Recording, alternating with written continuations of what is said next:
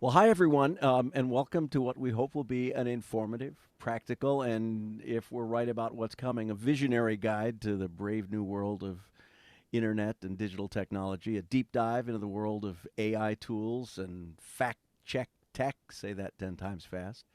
I am, as you probably know, Charlie Meyerson of Chicago Public Square, and you're almost all probably subscribers already, but if you're not, please feel free to sign up at chicagopublicsquare.com. A quick aside, thank you to the many, many, many readers who wrote to correct my misspelling of the word palette in today's edition. I hate making mistakes. I love having readers who take the time to set things straight. So, speaking of setting things straight, it is my privilege now to introduce University of Illinois Chicago journalism lecturer Mike Reilley, who since 2016 has trained more than 22,000 journalists, students, and teachers in the use of digital tools. Trivia, not trivial, but a trivia note. Mike was one of the pioneering journalists who took the Chicago Tribune online, and he and I missed working together on that team by just a couple of years, so it's been fun to team up with him for this in recent days. And with that, I say, Mike, take it away. Educate Okay. us. Yeah, there we go. All right. Thanks, Charlie. Wonderful introduction. Appreciate you having me. When we first started talking about doing these trainings through the Medill Local News Initiative, these were initially going to be trainings just for newsrooms only. And Charlie came up to me at the end of the session. He goes, what if we did this for, anybody that wants to come? And, I see, I'm going through the list of people here on our participants page, and we've got some current journalists, former journalists, people from the public, which is great. So it's a great little mix of what we're going to do today is a little bit media literacy. We're going to work with some fact checking tools. We're also going to kind of program ourselves to kind of look at something critically, a photo or a video, and look for those little tells because AI isn't perfect, as we all know.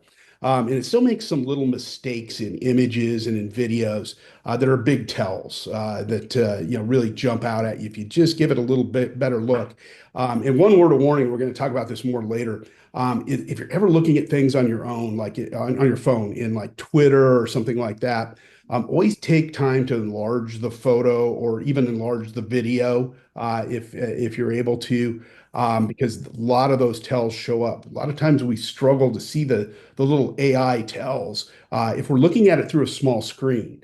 So if you have it on your desktop or your laptop computer, you tend to be able to see these things much easier than when they're really small and on your phone. And so that's something just to kind of plant as you're moving along throughout this session. We've got several people just log in the last couple minutes. Open up your chat window. I'll drop in our handout for today. That handout is yours to keep. Feel free to share it with anybody that you know or you work with that you think might be helpful to them. What's mine is yours, so you can just take that handout. It's got links to all the tools we're going to work with today, and then some. So you'll have a lot of really good resources. Charlie did a great job of introducing me. I'm a senior lecturer at University of Illinois at Chicago. I've been there a decade. Was previously at DePaul University, Arizona State for a couple years, and a little over 4 years at Northwestern, where I got my master's degree long, long ago, back in 1995. And one of the things I learned there was we went there mainly for a media management degree, but I also learned things like HTML and these other resources that are very helpful to us today. And we wound up founding ChicagoTribune.com a little later or early in 1996. In fact, it was March 17th of 1996 was when we launched ChicagoTribune.com. The next time you complain about your content management system, don't, because remember there was once a day where we had to hard code everything. We didn't have CMSs. We built the entire website on a server using text files through Microsoft Word. So we coded everything. My background also includes the LA Times, the time at the Trib, and then also WashingtonPost.com, and as well as Arizona PBS. I worked there when I was at Arizona State as well. I'm a lead trainer for the RTDNA Google News Initiative training program. You're going to see some of those slides today. And then also the ONA Microsoft AI and Journalism program too. And if you're an online news association member, those trainings are free. RTDNA, we've done trainings in newsrooms over the years. The program's on hiatus right now, but it should kick in early next year. And I run a website tool. It's called journalisttoolbox.ai. Even though it's branded for journalists, it's really a useful resource for everybody. And I'll show you that site in a little bit. It's free. That's the best thing. It's got more than 130 training videos in it. And I update it daily with new tools and resources, including a whole page full of fact checking tools, which we're going to explore many of those today. We also have a newsletter, a Substack that comes Did you sleep? out every other Did you sleep? Tuesday. For those of you that are just logging in, you can mute, please, upon arrival. I'd appreciate it. Just so we don't pick up any background noise from the newsroom or anything like that. So I don't mind the interruptions here or there, but just so long as they don't keep up. If you have a question or something, by all means, unmute and jump in. On the top of my handout and also up on the screen here, you can see you can follow me on Twitter. I have a LinkedIn page, many other things, ways that you can reach me, an email address, all kinds of things. I'll go over that in a little bit when we get into the handout. I also write books in my spare time. Now don't have a lot of that spare time, but do have some. I've written one on data journalism, data plus journalism. I co-authored that with Samantha Sunny. We're actually working on the second edition right now, and it should be out late summer of 2026. So we're just wrapping that up in December.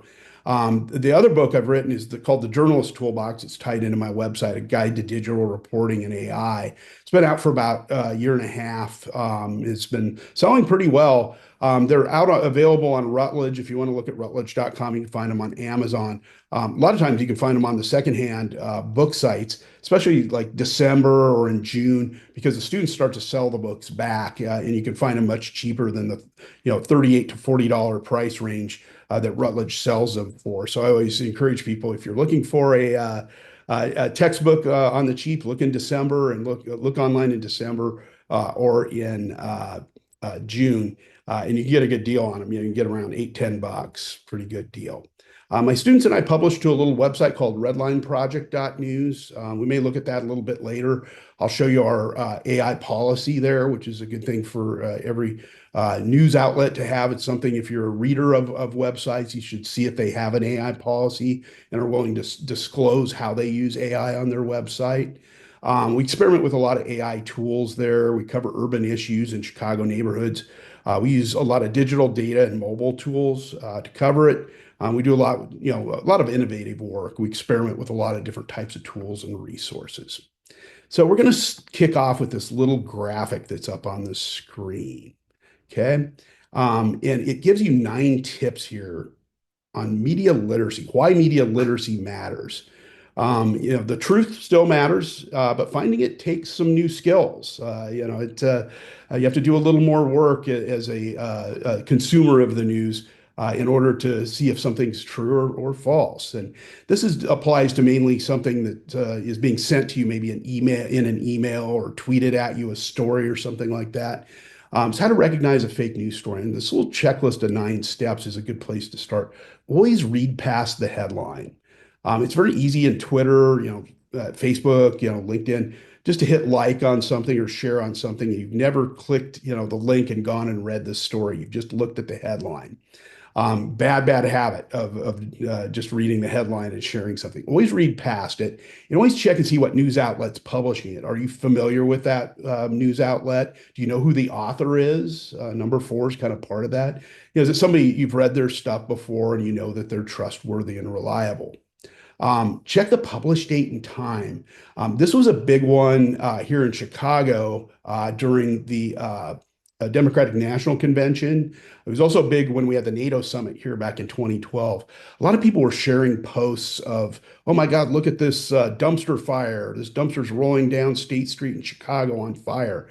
And it's actually, if you look back in the archives, and I'll show you how to do that in a little bit, you can see that dumpster fire wasn't from Chicago and it wasn't from 2024. It was actually from maybe 10 years earlier during a protest in Pittsburgh. People often share images and videos out of context, meaning that they were older videos or older images that are being shared now in order to mislead you and misrepresent you. So always check that published date and time on the story.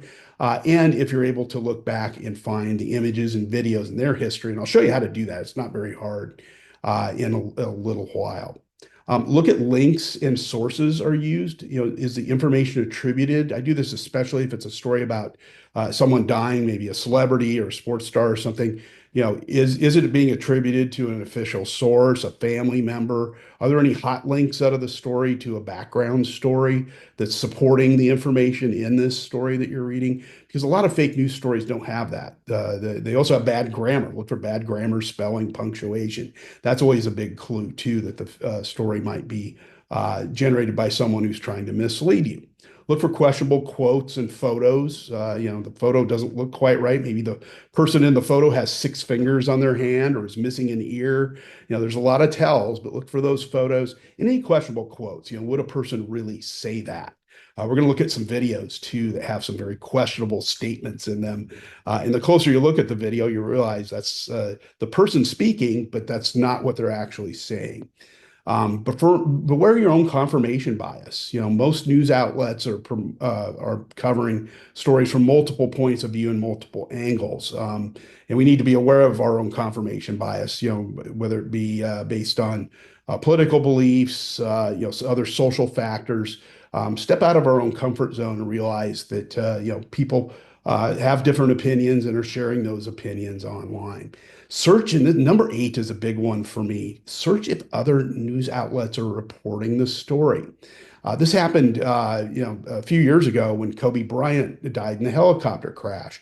The first news outlet to report that was TMZ. And I'm always a little skeptical of TMZ because they, practice what's called checkbook journalism. They often pay sources for stories.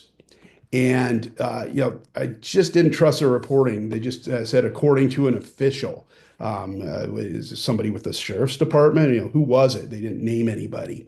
So I kind of poked around on the LA Times website, KTLA TV station in LA, and waited till they confirmed it. It took about an hour for the LA Times Lakers beat writer had confirmed it. Some team officials had confirmed it for him, and he shared it. And then I went with it and started sharing that story. But I held off on it. I just didn't trust TMZ's reporting. And always think before you share something. And that's kind of 8 and 9 sometimes go together. But always check, do a quick search in Google News, see if another news outlet's reporting it. Don't just trust that single source because many times they either have it wrong or they're making something up or have been misled by someone else.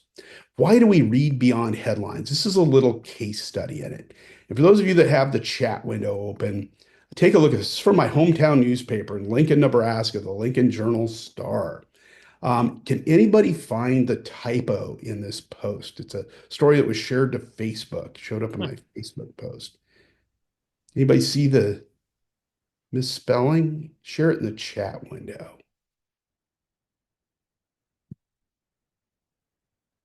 Yeah, school is misspelled. Yeah. But we can't always trust what we see in a headline. We have to read past the headline. Okay, so it looks like the Journal Star misspelled shoe, school, right? Spelled it shoe. Uh-oh. But if you click on the story and go in and read it, and Chris Medina did not do this. He went in and Facebook and said, take him back to shoe. And oh my, I love his photo too. He just assumed it was a typo and rushed to point it out. But Cody Thatcher, who's actually the source in the story, he's this teacher that they wrote about, explains to him, Shue is the name of our school, named after Dr. Shue, the former superintendent of Lincoln Public Schools. There's a history lesson for you. And he's a history teacher. That's why they're writing about him. He won some award. But it wasn't the mistake. Shue is actually the name of the school. And Shue was my superintendent when I was in grade school and junior high. He never closed the schools during the snowstorms. So always hacked me off. But this is a good example of why you read past the story. You can't just assume there's a typo there. If you go in and read the story, you actually see that Shue. And here he corrected him in the comments. So that's a good little lesson. You never assume what you're seeing in the headline is actually what the story's about, or there could be an error in the headline, or there could be another factor in the story that you're not taking into account. This is a quote from a Barack Obama speech back in 2013. This is 3 years, before Trump was elected, and I thought it was very telling. I mean, I've used this in my classes for years, since probably about 2014, 2015. But it's very true today of the internet and what's become of it. When we first started, moving a lot of information up to the internet, 1994, 95, when laptops and desktop computers became affordable, more people had them, and we could connect online through 14.4 modems and over AOL or some of the other internet providers, CompuServe and places like that. Some of us were on even earlier. CompuServe went back to the 80s. But when we first started moving a lot of content up in the mid 90s, the thinking, a lot of academics, and people working in digital thought the internet was going to bring us all together because we'd have more understanding of what was going on in the world because we basically have all this information at our fingertips. But what Obama's getting at here in 2013 is it's kind of done the opposite. Okay. It's siloed us into, these little silos, and we believe what we want to believe, and it also has made it easier for people to share misinformation and disinformation. We'll talk about the difference between the two in a little bit, and how it's really able to polarize us and make it difficult to even have a common conversation. I know Thanksgiving's coming up, and I always dread, I've got some family members who sit at the Thanksgiving table and share some pretty interesting views on things, almost to the point where I have to get up and go outside for a little while and stop listening. I'm sure we've all suffered through that. Same thing is true online. And, I think we've seen this really take shape over, the last decade, where it's really become polarizing. And that's a scary thing. Always keep in mind fact versus opinion. This is a big thing I do with my students. The opinion is, the Chicago Bears aren't as good as the Detroit Lions. But the fact, which often supports the opinion, but the fact, the actual information, is the Bears lost to the Lions 51-21 on September 14th, 2025. So I always, tell people when they're looking at information, question, am I looking at what I'm looking at an opinion, or is what I'm looking at factual? Can I go and confirm this somewhere else? Is there a hot link right there where I can go in and click on it and go and confirm it? It's basic media literacy, but oftentimes the two get blurred, the opinion and the fact. But remember, the fact should always be supporting the opinion. Misinformation and disinformation. This is a big one. Misinformation tends to be unintentional. That's your Uncle Bob, maybe, who's sharing something on Facebook about, oh yeah, I just read where you can inject Clorox into your veins and kill COVID. Remember when that was going around on Facebook? But he's sharing it because he believes it. He actually thinks it's real. He's not intending to mislead anybody. Disinformation is the person who knows that information is not true and is sharing it in order to mislead you. So the difference is intent. And on the far right, we have the extreme intent to harm, which is the malinformation, where they're leaking private information about you, revenge porn, things like that. But where malinformation and misinformation kind of share a beer is the disinformation category. So disinformation means somebody's trying to mislead you, publishing fake news stories, publishing images or video or audio. We'll do an audio one too, in order to mislead you. Misinformation is unintentional, but somebody, sharing something that hasn't really researched it very well. And one of the things, and I'll mention this very briefly, one of the things I always talk to my students about is if you see a friend or a family member on social channels sharing something that's misinformation, we need to let them know, but be very careful about how you do it. Don't just go into the comments and just rip them to shreds. I always use with my students the example, grandma, you don't want to go rip your grandma on Facebook, but maybe call her up or maybe email her or DM her or text her and say, hey, here's an article I found that says, that image that you're sharing online is fake, so you might want to consider taking that post down.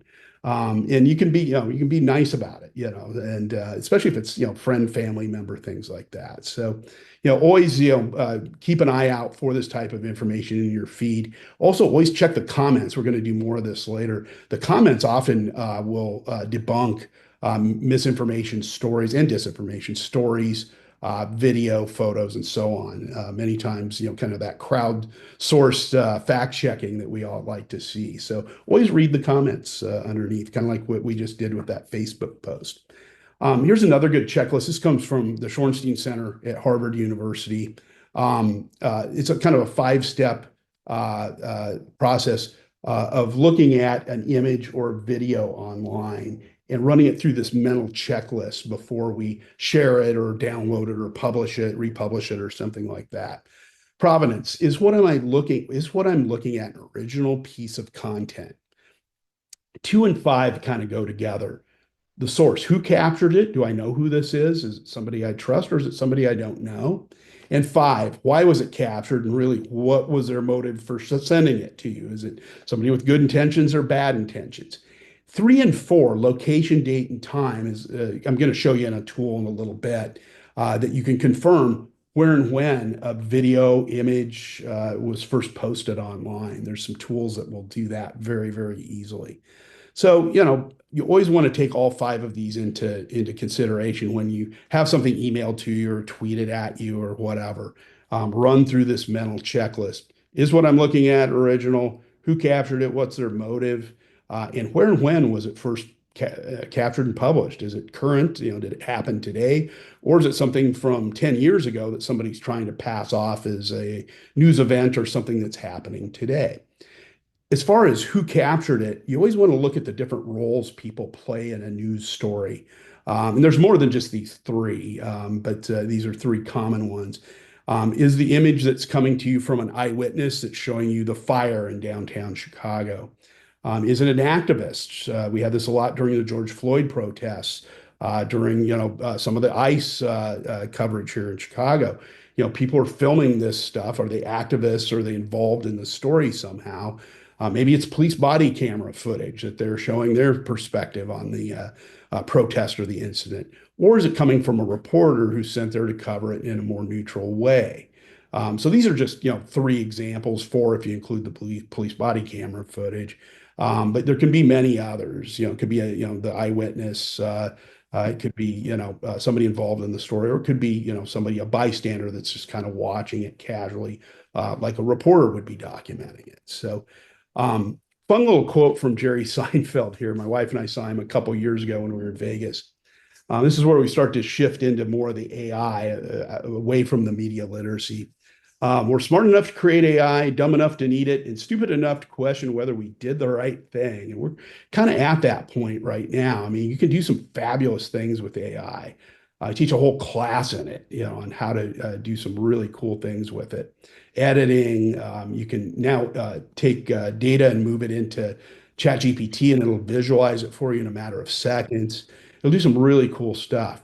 But it also creates the opportunity for bad actors to create misleading images, video, audio, all kinds of things. And fortunately, too, AI also provides the opportunity to debunk those.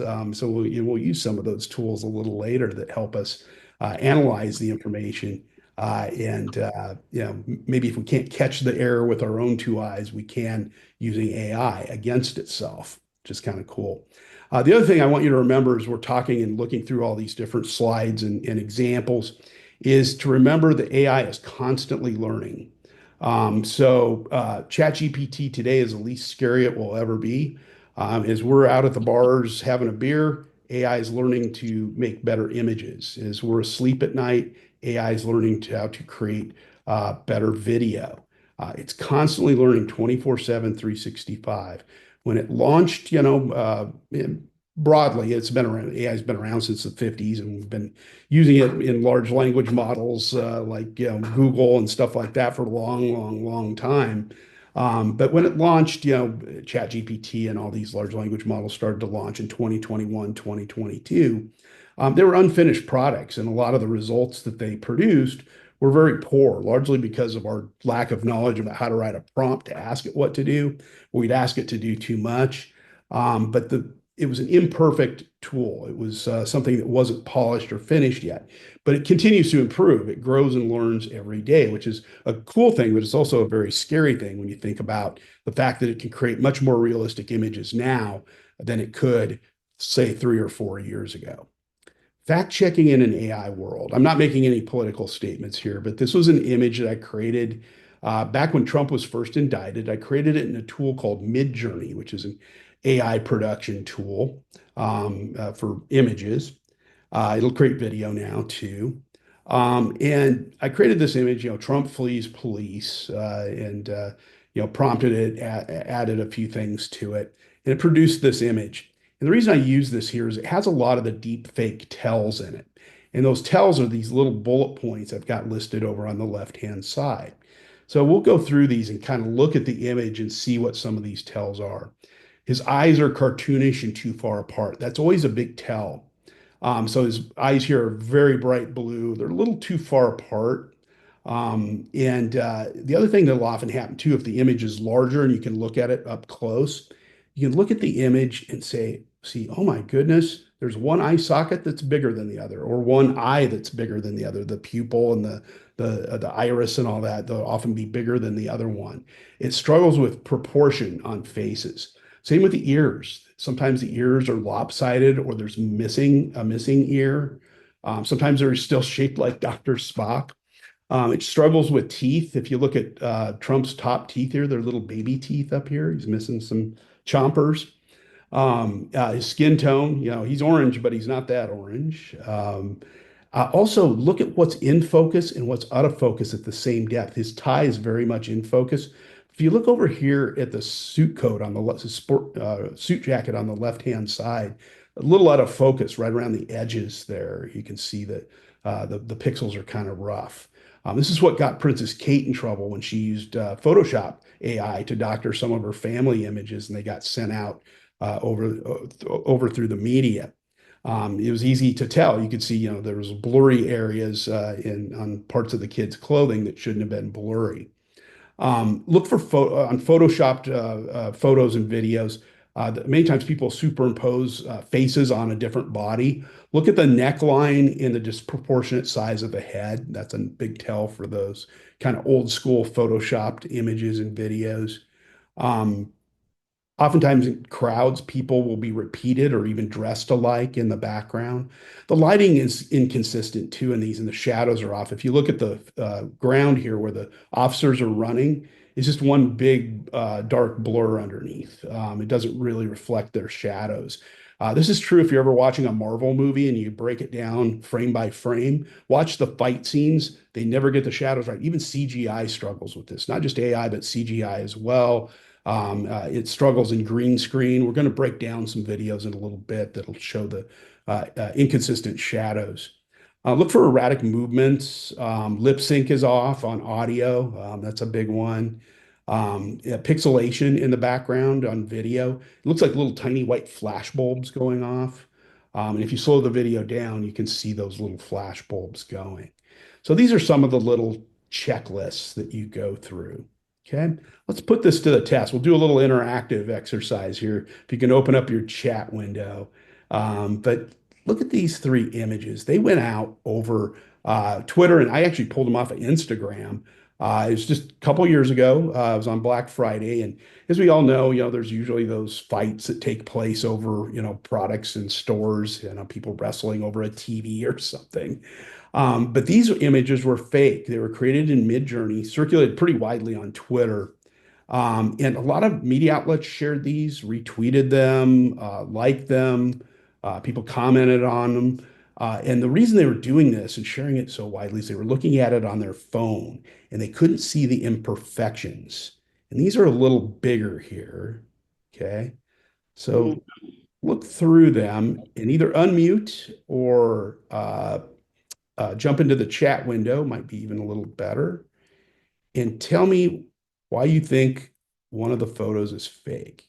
Yeah, there's a little focus problem, out of focus at the same depths, the blurriness, although there's some movement here in this image on the right. Okay. What else?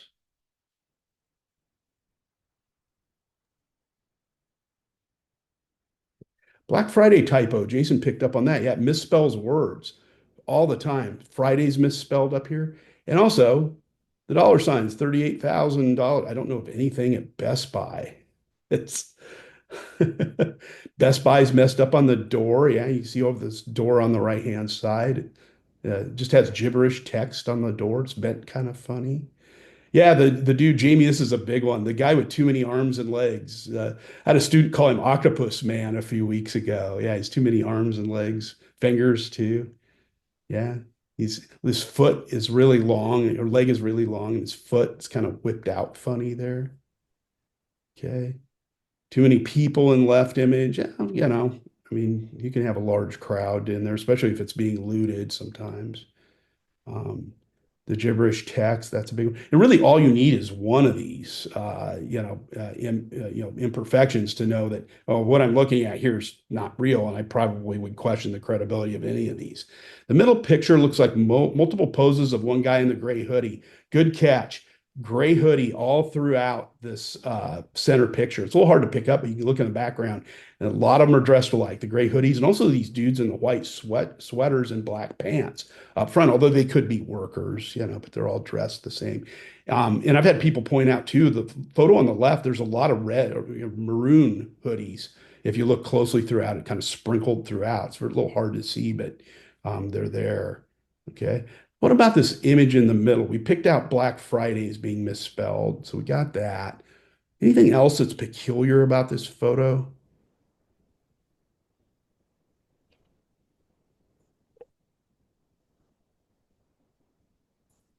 Anything notice anything peculiar about this? Look at the guy on the ground. It's on all fours here. Anything peculiar about him? Right in the middle of the middle photo, bottom part of the screen. Yeah, he doesn't have a head. Must have been a hell of a fight. Also, his fingers, really hard to see, but he's got only four fingers. His leg is too long. Yeah, look how skinny and long that leg is, giant foot, and the poor leg is getting stepped on. This dude on the left, randomly sliding and falling down. He also has an extra arm sticking out. He has three arms. All these little things, the more details they just start spilling out, the longer you look at it. That's why I always say, take that extra amount of time to look it over before we share. And a lot of times that means, blowing them up, making them a little bigger. A couple other things in this photo on the right. Look at the foot in the lower left corner of the right image. There's some color on the shoe, but it's a black and white security monitor. So you wouldn't have color on there because it's in black and white. And also the timestamp in the upper left-hand corner. There's two colons and there's no date. It's just gibberish text. So that's, another big tell. So again, this fooled a lot of people because they were looking at it over a small screen. Here's another one. This one showed up in my Facebook a couple of times.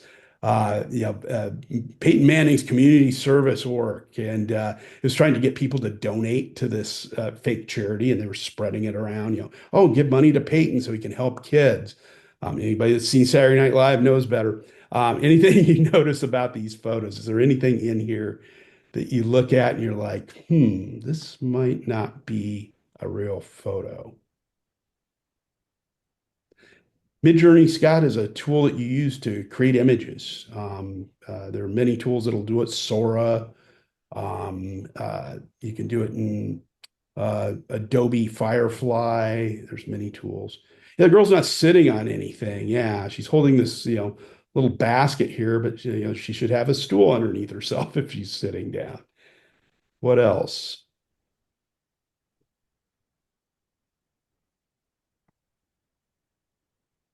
Sight lines don't meet anything else in the image. The book, the people, yeah. Text on the podium's gibberish. That's a big tell for me. That's the first thing I noticed. Misspelled, math in a couple of references. Garbage letters on the podium. Yeah. His forehead, he's got a big forehead, but it's not that big. So it elongated his forehead a little bit. You could even blow this up too a little bit more, and you can even see the candy and stuff that's in the basket here has misspellings all over it. Podium's facing the wrong way. There's all kinds of really little weird details in here. So, it's just kind of training your eye to look and challenge these things to, yeah, kind of the blank looks on the people's faces in the background. And why would the audience necessarily be behind them? Usually it's the audience is in front of them, so the podium's the wrong way. I'd probably be facing the other direction. Sometimes you have, situations where people are sitting in the round, but that's something to think about. But remember, I said AI is always learning. It's getting better. Midjourney, that image creation tool that I talked about, create videos too. I might show it to you later if you want to see it.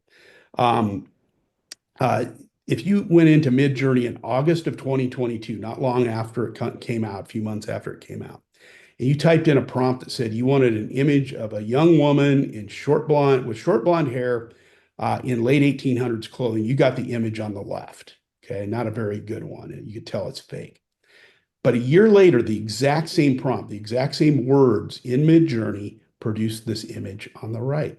Very hard to tell, although she's missing her right ear on our left, and the skin tone and lighting's a little off. But it improved that much in 1 year. That's how far it came. Okay.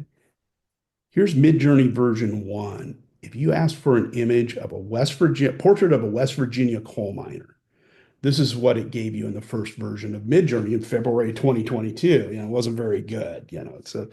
Even with a very detailed prompt, it wouldn't give you much detail. Okay.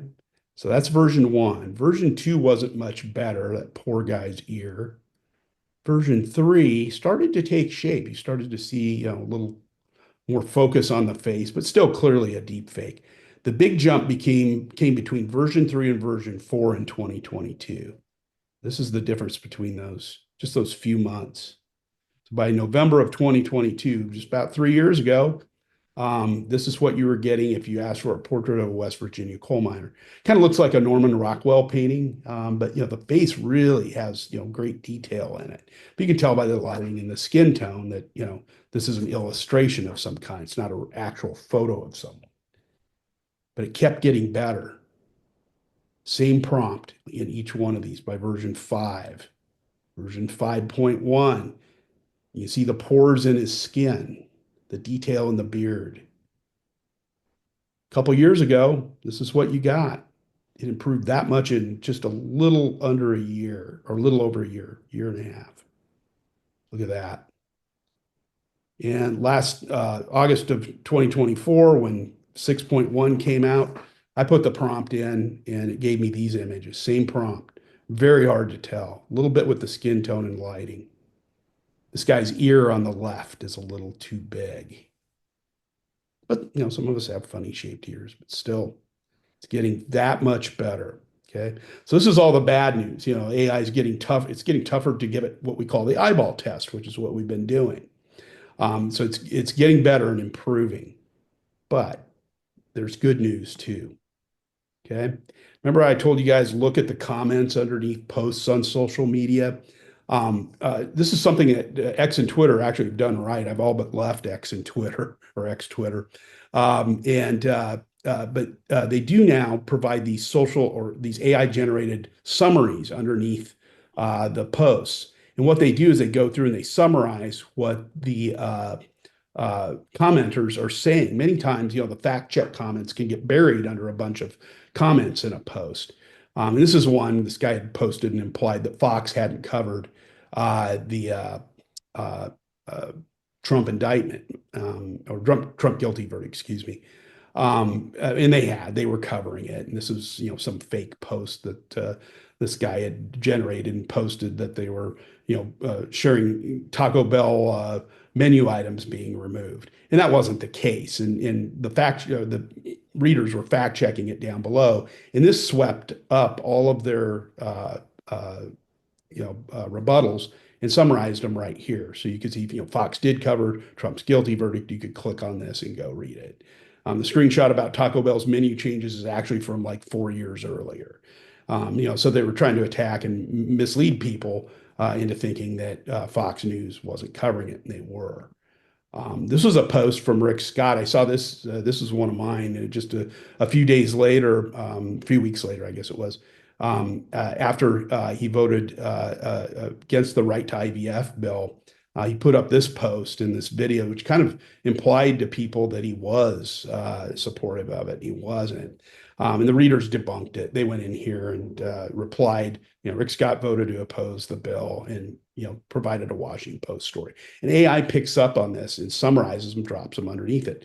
Facebook does this now as well now too, which is a good thing. It helps us. This was one, after Trump was shot, the FBI report came out that was confirming the ballistics and things like that. This guy, who's a former journalist, actually was sharing this fake ballistics test that was saying he was never shot, and he was. And again, the readers came through and debunked it and summarized it. AI did right here. Even though it summarizes, I still scroll down and look at the comments, just to make sure and click off to this. And, it's an actual FBI press release about the ballistics report. So I get something that's official before I ever share anything or could try to confirm anything. Also, we saw this during the wildfires out in California. People will take older images and mislead you with them. We've talked about that a little bit today. And it was using Google Earth images here, where they show this area here. And this is from the Palisades, from Paradise, California. And then it showed this image down here of the devastation afterwards. Problem was, it wasn't from the Pacific Palisades fire. It was actually 7 years earlier during the Camp Fire in a different part of California. So these are real images. These are real Google Earth images. They're just not from 2025. They're actually from years ago. And they pulled these off of weather.com, usatoday.com. You can also go back in Google Earth and slide back through the history and find the images as well. So a lot of people will do this. And I don't know if I trust anything from Thrilla the Gorilla anyway, but I thought it was an interesting example. Der Spiegel has shared a lot of tips on how to debunk fake images. And this is one that got a lot of likes and shares. They basically took and broke this down, looking at the little details like, the grates in the burners, even the knobs on here. It's got like a six burner stovetop, but it only has three knobs on it. So just looking at little details like this here, here they're showing the three burner things with it's actually a four burner grill, excuse me, or stovetop. So it should actually have 4 or 5 knobs here, one for the oven and one for each burner. So look for little things like that, patterns too. It struggles to repeat patterns like, wallpaper or ceramic patterns. Little symmetry is just a little off. Little details like that show up. Look at things, in the background, like the windows here. The trees are all a little off. They don't connect with, anything underneath it. Like this tree just kind of disappears behind, but by the next window pane. AI has trouble connecting those things at various depths still. Those are still some big tells. Doesn't think about where it places objects. Sometimes you'll see an old rotary phone hanging on a wall or something like that. It just randomly places stuff. The wall patterns are off, things like that. So it's just a good little test. One thing I know, I get questions a lot from people about, well, can you use Grok if you're on Twitter? You can go at Grok and ask it, hey, is this image real or is it doctored or what's the history? Sometimes it'll give you a really good answer. I don't necessarily trust it because you can also use at Grok to add images or things into images and it'll kick out a news image with something new in it. And this is the one of the lady that had freaked out on the airplane. She thought she was sitting next to some aliens and was leaving the airplane. And somebody, basically went and did at Grok and asked it to put a ghost behind her. And it created the image, the news image with the ghost behind her. So you can add anything to an image using at Grok. Very dangerous tool. I think in the hands of, people that are trying to fact check, it can be useful sometimes. But boy, this tool like this can be very deadly. Most of them look very fake, but again, the quality is going to improve. It's going to be very dangerous out on social media. So that's why we're going to talk about some tools that we can use to fact check images. So this is the image part. Your handout, which I showed on the screen earlier, was this little bit.ly link, bit.ly/rtdna. And I'll drop it into your chat window. A few people have logged in since then. I just want to make sure everybody has it. And I'll give you a little tour of the handout and where you can find all the tools. Okay, so it's in the chat window. And when you open it up, you'll see this little Google RTDNA, Google News Initiative fact-checking training. These are the trainings that I've done for years. And this handout has all of the tools and resources on it that you'll need. The first page is just my contact information, the books, my website, which I'll get into in a little bit. If you want additional trainings, free trainings, you can have that. These emails at the bottom are helpful. If you have trouble with any Google tools ever, you can, email them and ask for help. If you're having trouble with Google Trends or Pinpoint or just any general, all the general queries are right here. These emails are actually staffed by human beings 24/7, 365, and they'll get back to you within 12 to 24 hours. It's really nice. I've used them a couple of times. So I've put them there, again, I wouldn't promote these outside of, what we're doing today, but, it could be very helpful to you down the road. The tools we're going to work with are all on page 2 and 3 and a little bit into page 4. So these are all the tools we're going to play with here. And the one I'm going to start with is right here called the Google Fact Check Explorer. So you can click on that link in the handout on page 2, the Fact Check Explorer, or just open it up. I'm going to drop it into the chat window right here so you can open it up and play around with it. Okay. It's been around since 2019, and just a couple of years ago, they added in a feature that allows you to search by image and fact check images in here.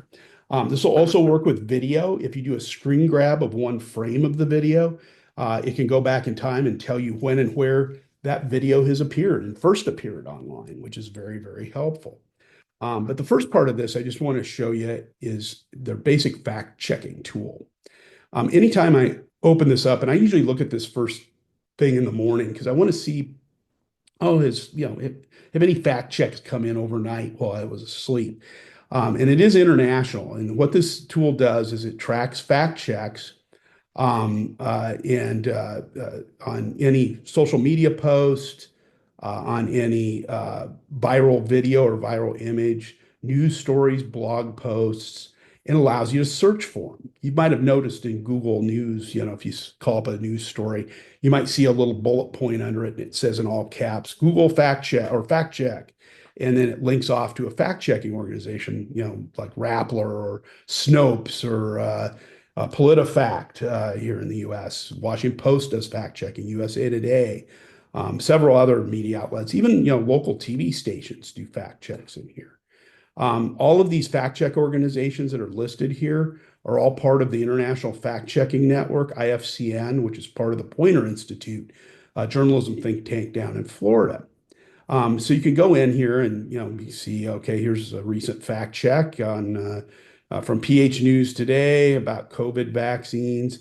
I can click down here on the fact check and read how it was debunked, and the rating was false. All these fact checking organizations have different ratings, like God, what is it? Washington Post has 4 Pinocchio noses if it's a lie. Some just say false. Some others, PolitiFact has liar, liar, pants on fire. All these different ratings, which are interesting and helpful and fun to look at. But you can look through here and just open these up and read through them. And I usually do in the morning because I like to see the international ones that came through overnight. So I'm not sharing or tweeting something, liking something that may have been fact checked overnight and I don't know about it. But what's really helpful with this is you can search for these fact checks. So this came out, I want to say it was December of 2019. It was right before the pandemic hit, and it was such a big help. So I can go in here and I can type in climate change, and it gives me the most recent fact checks about climate change. And Snopes rating, well, correct attribution. Bill Gates did say this. So sometimes it'll confirm things as well. But this one down here, it gives a rating as a false. You can go in and read it. All these other fact checks on climate change. You can type in any topic you want. You can put in a person's name as well. You put in Trump's name here, and it'll give me the most recent fact checks, either something he said or something someone said or wrote about him. Is it true or is it false? You'll see, some of these things in here are indeed true. PolitiFact has the half-truth rating. Maybe it lacks context, things like that. You can open these up. These are very popular during Oh, State of the Union addresses when Biden or Trump, is giving a state, their statements. It goes through and the fact checkers fact check them near real time, and they show up in here, so you can fact check in real time as you go. Anytime before I link off to anything, I always run a few keywords from that story through here to see if there's been a recent fact check on the article I'm linking to or attributing something to, and I always make sure and that there's no correction on it, or it holds weight before I link to it. Because if you link to something, that's your credibility. If you tweet something that's false over social media, that's your credibility that's at stake. So again, you can go through here and type in any topic you want. And it often gives you some suggestions to narrow it down. Legal immigration in in the United Kingdom. A lot of people were searching on that. So you can go through here and find your fact checks. You can also type in news outlets as well. Type in their names and see if there's any fact checks on their stories that way. But usually people are typing in a topic. It'll work in several languages as well. So you've got a whole list of them there. But the search by image, when this came about just a few months before the Republican Democratic National Conventions. I was a beta tester on this, and it was a lot of fun. Some of you may have used Google image search before, images.google.com. Drag a photo in, and it shows you, where it's been posted, the image has been posted most recently. This tool is a little bit different. It shows you the oldest image first, where it was first posted online. So that's kind of interesting. And let's put it to the test. I'm going to click on this little thing here, and I can, you know, cut and paste an image in here, a link to an image. I can drag an image in, upload a file, hit upload and drag it in, that type of thing. So we're going to do it with a couple of images here. One that's fake and that we know is fake. The other one, we're not sure. So I'm going to open this up. Hopefully you guys can see this on the screen. I just opened it up in preview. It's the Hurricane Sandy Street Shark. It is the gift that keeps on giving. This image is about 13 years old. It debuted during Hurricane Sandy. And you can see, it's a bad Photoshop. The water's discolored around the shark. If you look closely at the fin, you can actually see water behind it. It's a see-through shark fin.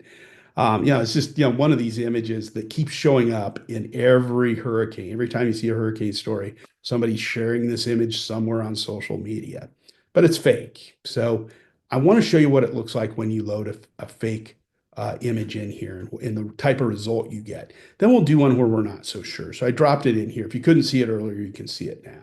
Okay. There have been no recent fact checks on the image. That's interesting. Click on image contexts. And for those of you, maybe that have this tool called up, if you're not getting anything on image contexts ever, you have to make sure you're logged into it. You have to log into this tool using your personal Gmail. If you have Google Workspace through work, it won't work well. You won't get image contexts. It'll only work with your just personal Gmails. There's some glitch with Google Workspace that it won't let it work with it. So image context, it went back in time. It says the image was first indexed by Google on 10/29/2012. So this image is 13 years old. Somebody sent this to me and said, "Oh, this was from Hurricane Melissa last week, in Jamaica."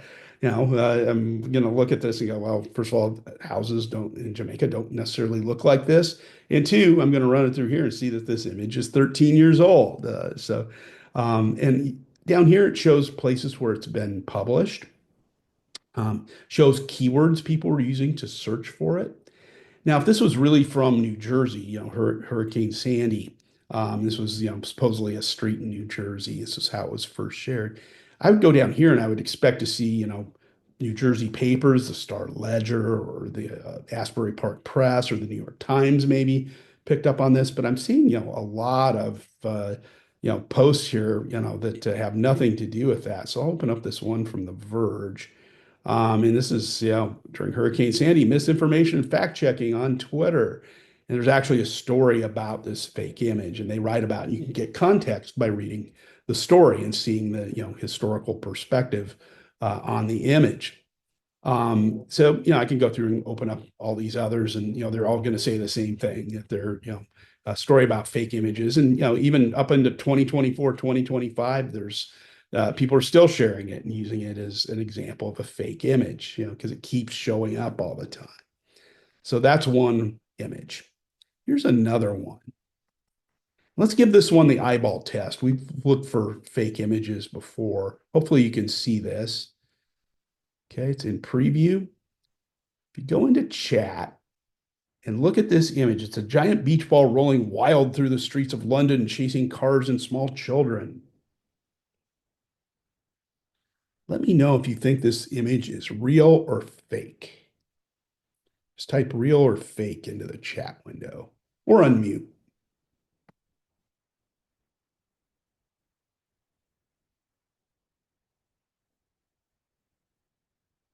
I've got a few fakes in here. Anybody else?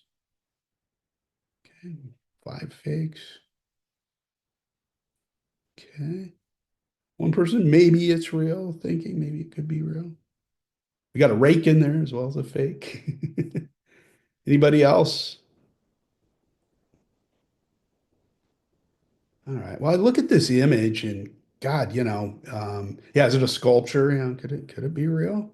Don't know. I mean, I look at this image and I could easily Photoshop this ball in. I could easily write a prompt in AI and ask it to generate the image and make it be a rainy day. And the buildings throw a lot of people off. The buildings are kind of warped and rounded here, but Marina Towers in Chicago are round and it's kind of blurry here, rainy day, that type of thing. So let's find out. Let's see if it's real or fake. We've got kind of a split vote here. So and our eyes can deceive us sometimes too. Maybe it is real. Don't know. So let's open it up and we'll drag it in. Yeah, the blurry parts are pretty consistent, Angela. It's something to look at.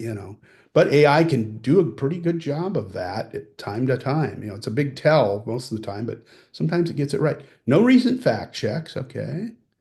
Image context, and this will take a second. It's got to run through things. You got to give it a minute to think about it, especially when if it's an older photo or more obscure photo, it'll take a minute. This one's 12 years old from 2013, 10/29. It's almost 12 years to the day. And let's see, top subjects people were searching for were Suffolk, London, East London, United Kingdom, East London, Old Street. And now I'm seeing some images or some media outlets that were covering this. The Guardian, that would make sense. So let me go in and click on a couple of these. And 3 dead after St. Jude's storms. Okay, that's not much of a help. So I'm going to go, and you've got to be persistent here and keep looking. Okay, 3 dead. Go down one more. Same thing. And let me go down. Still getting the same thing. Ah, my fourth attempt. St. Jude and the giant beach ball. It's a story in the Guardian. Subhead: storm dislodges 10-meter wide beach ball from top of building in Old Street, London. Has the photo, has the credit, because somebody, one of their Guardian Witness field reporters saw it and shared it with them. This is basically crowdsourced image. They'd shared it on Twitter with them. And it's got a story about this 10-meter wide beach ball sat on top of a building on Old Street. And the wind blew it off, and it was indeed rolling through the streets of London. It's a real, so it talks all about the history of the thing and how it happened and what time it happened, had witnesses, spotting it happen, wrote this fun little story about it. So it gave me some context. It's a real photo. And about a year ago, we had a very similar situation in DC where it was a giant globe of the world. It was up on a display somewhere in DC. It was rolling around a big windstorm. So it happens. There's actually, it didn't pop up in there today, but sometimes it'll show up in the one of the other papers from London. It'll show the picture of the beach ball in this state, before. It's a stock image, old image that they had of it on display. And then at the end, it ran out of air and died in a big pool of water. The Guardian didn't have it, but one of the other papers did. It's kind of cool. I couldn't find it in there today, but it'll pop up in there sometime. So always remember when there's a breaking news story like this and something like this is happening, if somebody sends you an image like this and says, "Hey, publish it in your publication or share this or whatever," ask them for more images. Do you have other images, at different points in time from this? If they don't, then more than likely they just generated it using AI or they had doctored it somehow or passing along a doctored image. Now, sometimes you might drag something into Google Fact Check Explorer here, and you won't get any results. The algorithm just hasn't picked up on it yet. Maybe it's too new, or maybe the algorithm just can't find it. There are other tools, or many other tools on the market that'll search for images. TinEye is one of them. And remember, too, it doesn't just do images. If you do a screenshot of any video and reverse image search it like this, it'll also produce where the video has appeared online and been embedded, which is really great because you can track the videos the same way. TinEye runs a little different algorithm. Sometimes I'll run that just to get a little different look at the image. And another one here is a little plugin into Google Chrome. So I'm going to open up a new window here and show it to you. You can go to the Google Chrome store, and it's a tool called Revi. It's actually linked off of your handout that I gave you guys. Revi, Reveye. It's this little eyeball up here that sits in I installed it. It's free install. It's safe. It's not going to spy on you or anything, but Revi will turn your browser into a fact-checking machine. So I'm going to go and find Hurricane Sandy Street Shark. Oops, hit the wrong button there. Google search, find the image of the street shark. This is the one we looked at earlier. And okay, so there's the image. Because I have this little tool installed up here, this little eyeball, I can right click on this image, control click if you're on a Mac. Okay. And down here in my tools, then, these are all my little plugins that I've got, my Chrome extensions, reverse image search, and I'll select search all engines, and it will search Google, Bing, Yandex, and TinEye. Used to have Baidu in here, but they were having trouble with China on that tool. And what it'll do is it will open up 4 tabs on your browser and share the 4 searches on that one image. This is probably my favorite one because it's the most efficient. So, install Revi, Reveye. It's in the Google Chrome store. And then, just sits there, doesn't do anything. I've also got TinEye up there too. TinEye is a plugin as well.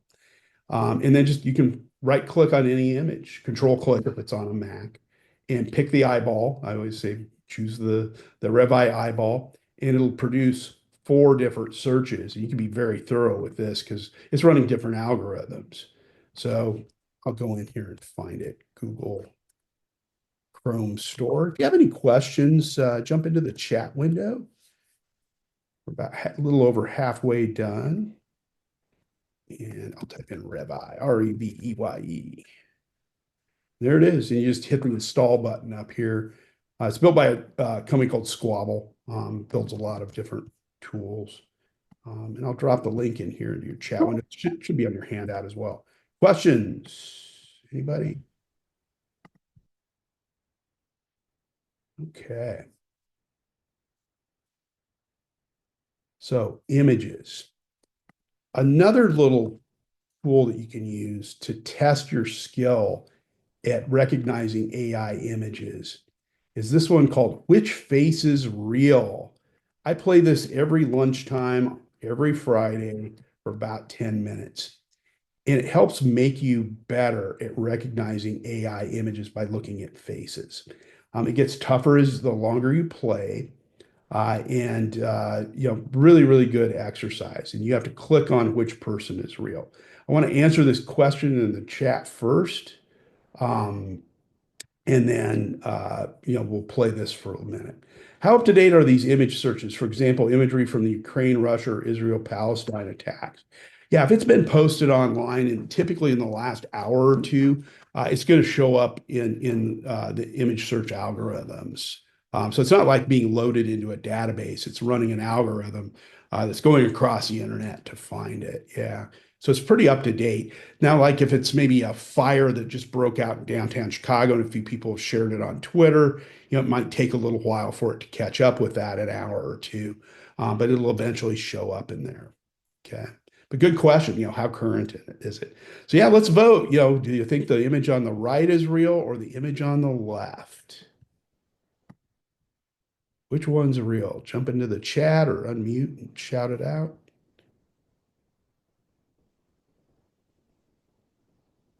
Getting kind of a split vote here, right? And I've got a few more rights than lefts. Okay, so I'm getting a lot of right votes, so I'll go right. Actually, the one on the left is real. This is interesting because her skin tone and everything in the lighting looks like it's probably fake. But this one on the right, a couple of little things. The bad tooth, although he may have a bad tooth, just kind of these random pixels next to this other guy's head. Notice, his hair here is kind of blurred a little funny. That's a big tell. Um, and then, yeah, the teeth aren't real. Yeah, the teeth, it's a good tell. Um, the right, yeah, the images don't, the eyes don't match here. Notice his left eye, our right. The pupil's much bigger than the one on his right, our left. Yeah, good catch. Yeah, the earrings throw you off. Yeah, the way they're kind of swayed back like that. And just looking at the skin tone, her ears shaped a little funny. This is one of the tougher ones I've seen, especially for our first one. Oh, it's giving us kids. It rarely gives me kids on here. Which one is real? It's hard to look at teeth because kids are all missing their teeth.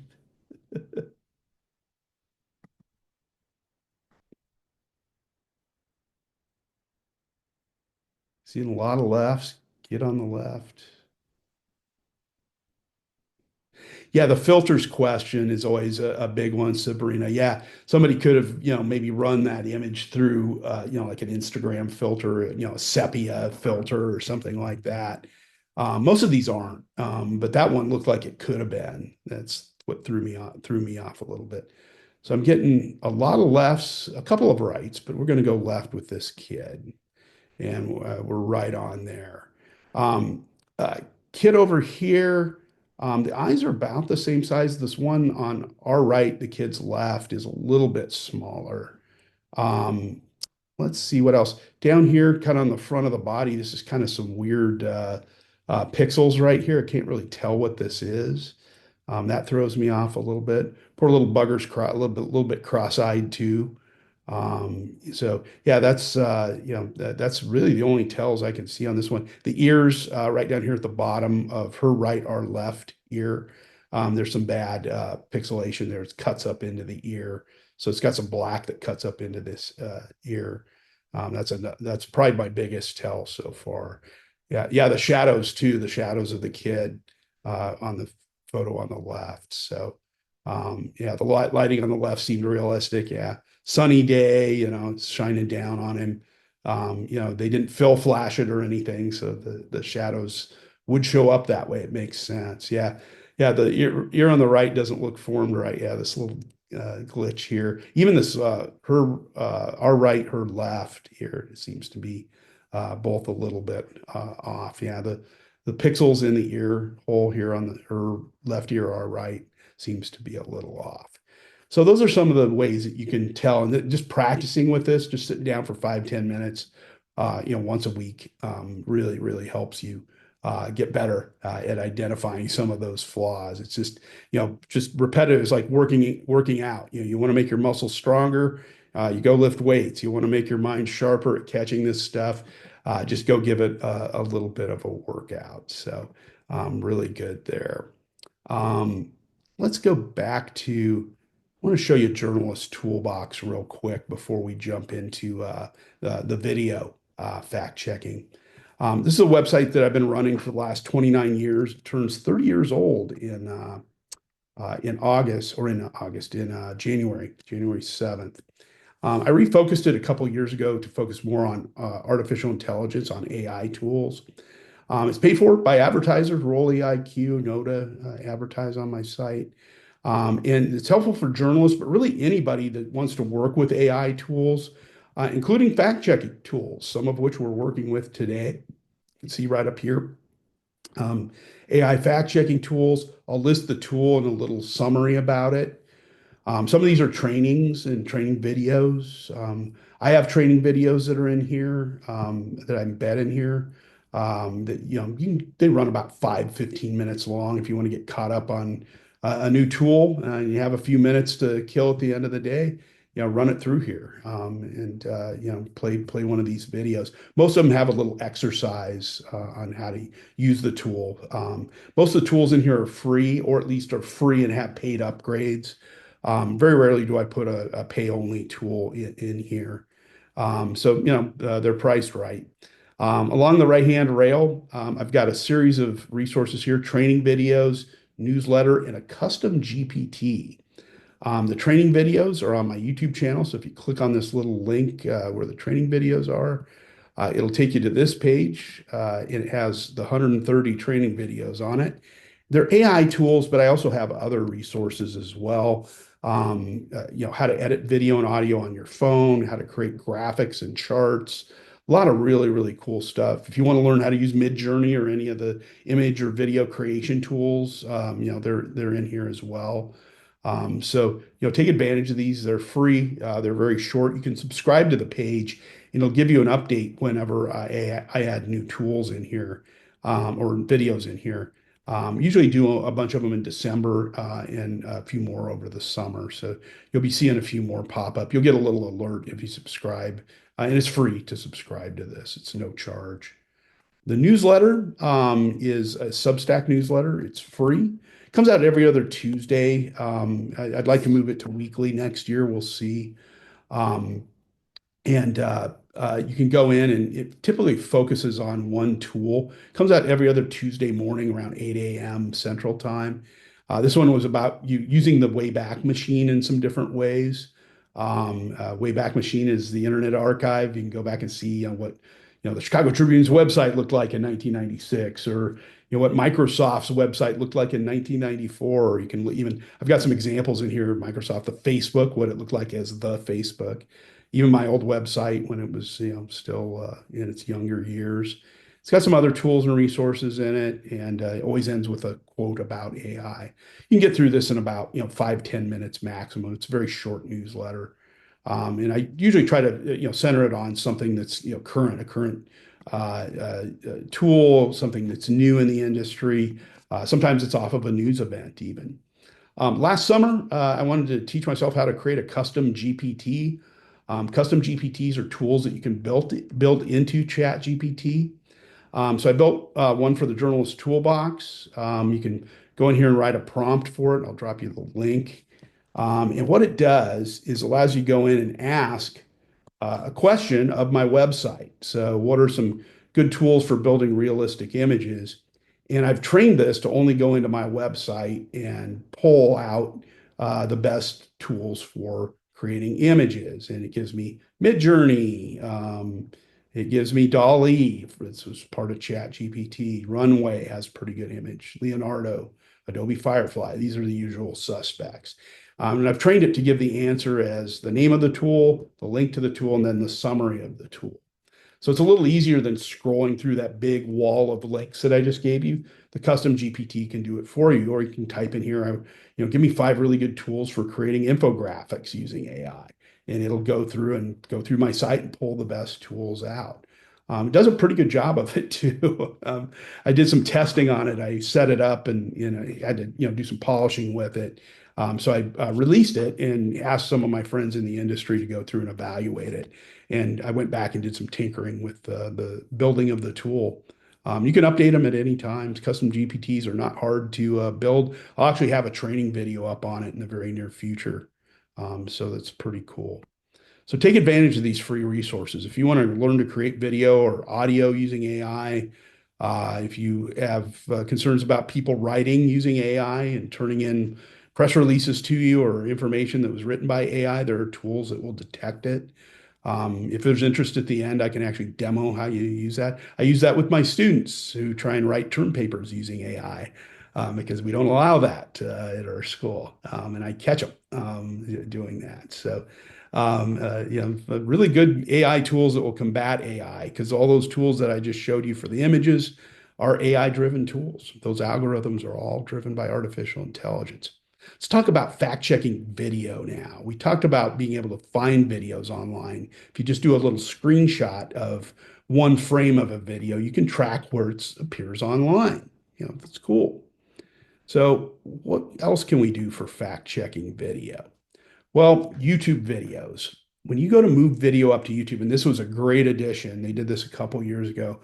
Wish they'd done it a decade ago. But if you go to move an AI video up to YouTube now, and it's been built with AI or partially built with AI, it stops you and asks you these questions. Is any of your information you're moving up in your video altered in any way? Alters footage of a real event, generates realistic looking scene that didn't occur. And if I check no, my video just goes up. But if I check yes, it labels it. So at the top of the video post, it'll say altered content in all capital letters, which is really nice. So if you're fact checking and looking at a video and think, "Ooh, this looks like it might be AI," you go and take a look and it says altered content. If you check no and you do have some AI video, some AI in your video, and move it up, it'll take the content down, suspend your account for a limited number of time. I had a student that actually messed up and checked no when he was putting up an AI video it was for a class assignment.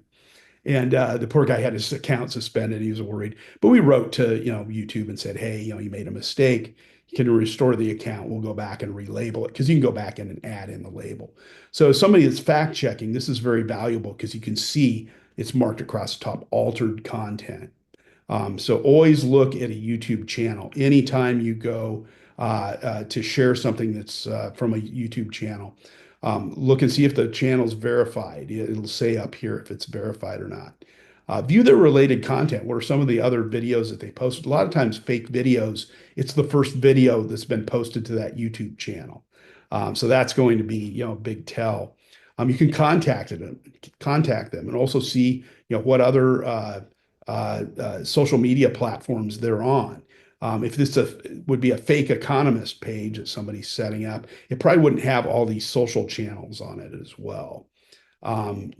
See too, if there's any influencers that have been sharing their content off of that, and read their description as well. Is it the actual, click on the about page and kind of vet the YouTube channel first before you ever share anything from, especially if it's something you're not sure of, if it's not a channel that you're familiar with or a media outlet that you're familiar with.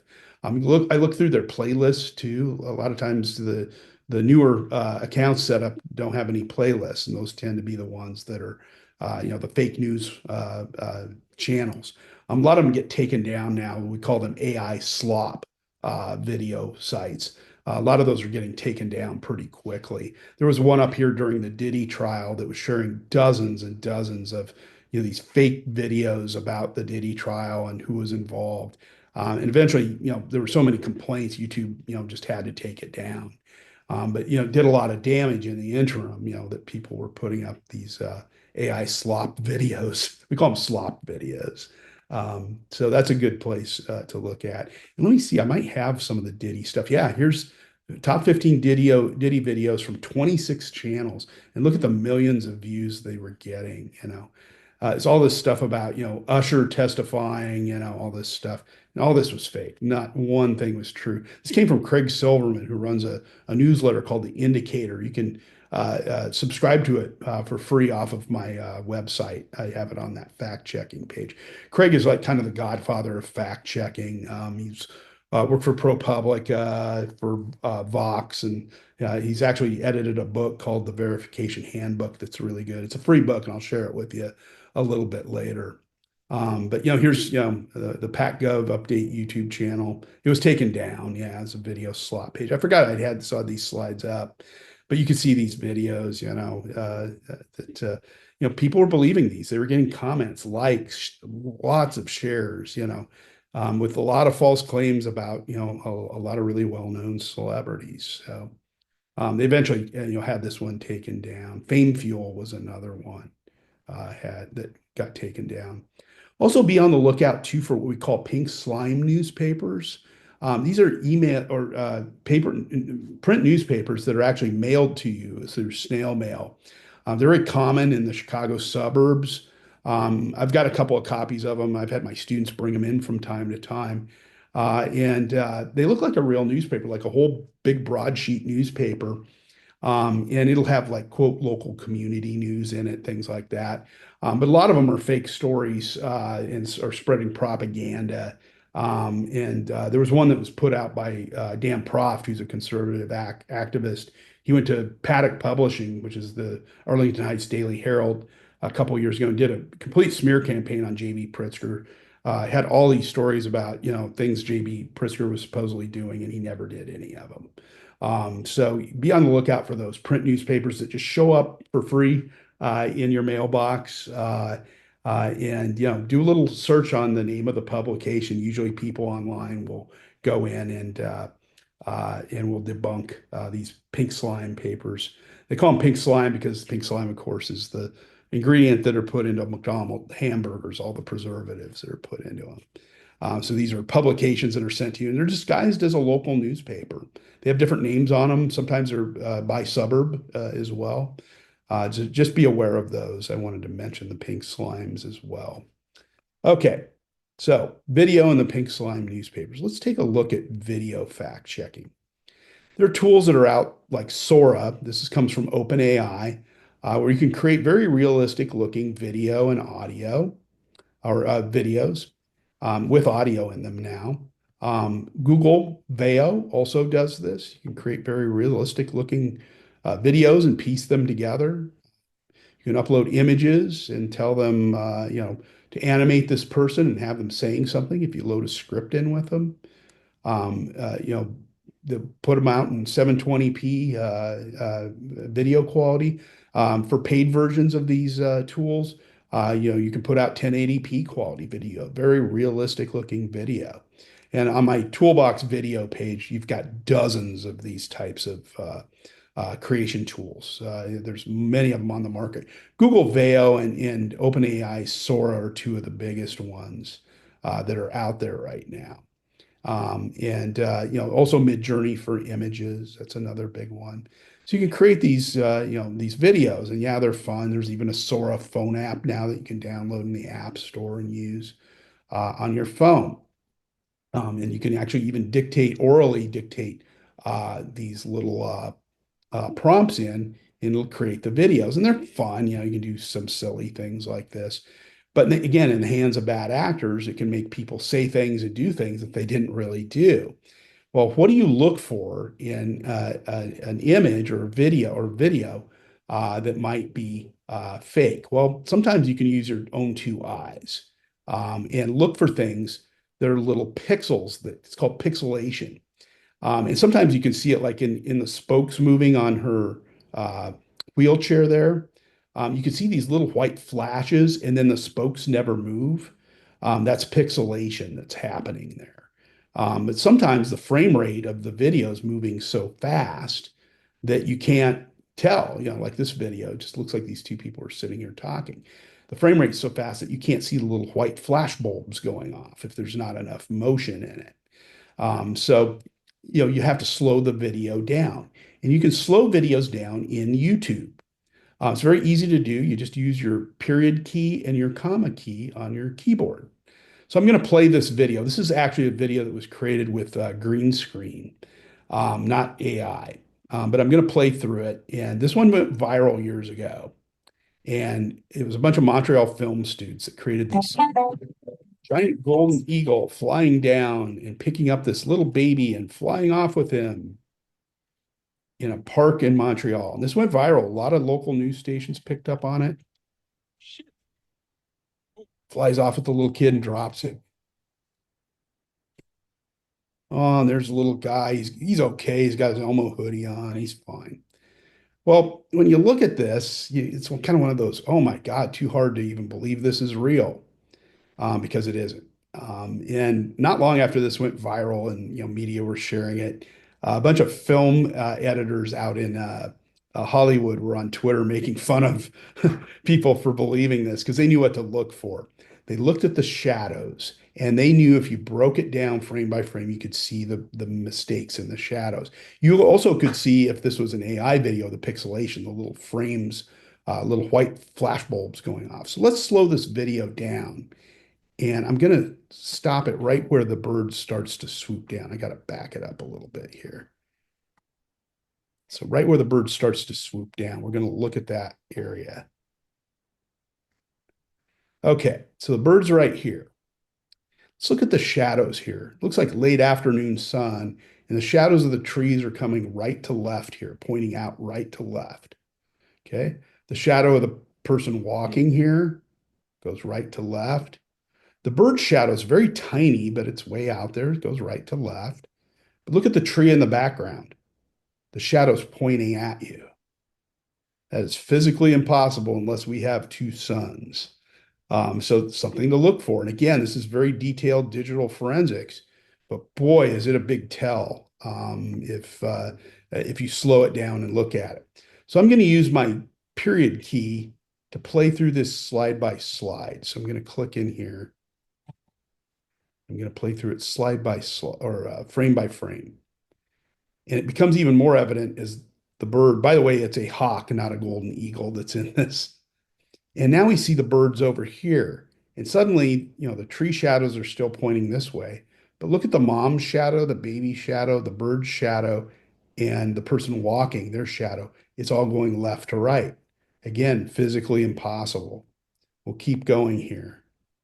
Pick the little bugger up. But when you're watching it at high speed, you can't pick up all these imperfections. But when you slow it down, you start to see it. Little guy's bent like an L shape. Here, the shadows are straight up and down. Here, he's flying like Superman, but his shadow's straight up and down. So you begin to see these little imperfections. If you see a video like this that's too good to be true, it probably is. And just run through and just hit that period key, and you can watch it frame by frame. You can see the shadows will be messed up, or you'll see the little white flash marks. And those little white flash marks are, the pixelation in an AI video. So another comment here from Angela. Usually easy to identify pink slime because there's absolutely no contact information. Yeah, there's no masthead for the staff or anything, which is unusual. Yeah, no paid by or to stop receiving this publication. Yeah, they do that a lot. Jim's got a question here. Question for later. All your tips and suggestions are very helpful and appreciative for right now. But as you say, AI is getting better all the time. Once the tells are ironed out, won't we essentially be defenseless against fakes? Good question. Very timely, too, because I'm going to show you a tool that helps work around that. It's where we use AI against AI. So we go into the deep fakeometer. This is a tool that was built by the University of Buffalo. And this group here, it's a bunch of comp sci students and their professor, this guy down here, second from the right. And they built this tool that allows us to go and drop video or audio or even an image into it and see if it's created by AI or not, which is pretty cool.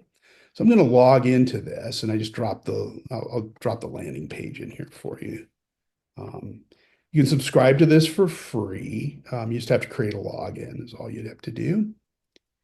And what it does is it allows you to use up to 7 or 8 different tools, depending on what you're checking, audio, video, or images. And you can drop the image or video or audio in here. It'll pop up and show you all the tools you can select, and you select multiple ones at the same time and hit submit. It'll run some analysis on the video or audio and kind of look at its makeup, and will give you a percentage of certainty of how certain it is that it was generated with AI. And this tool keeps updating. These tools keep updating and improving as the AI updates and improves. and helps us track these. And there's other tools like this too. I have a bunch of them on my website or on that handout that I gave you guys right here. If you scroll down on the page, it's got a ton of them listed. Deepware, a bunch of others. Some of them charge, but many of them don't. That's why I like Deepware. It's a university project, and it's free. They put it up for free. So we're going to test this out. We're going to see.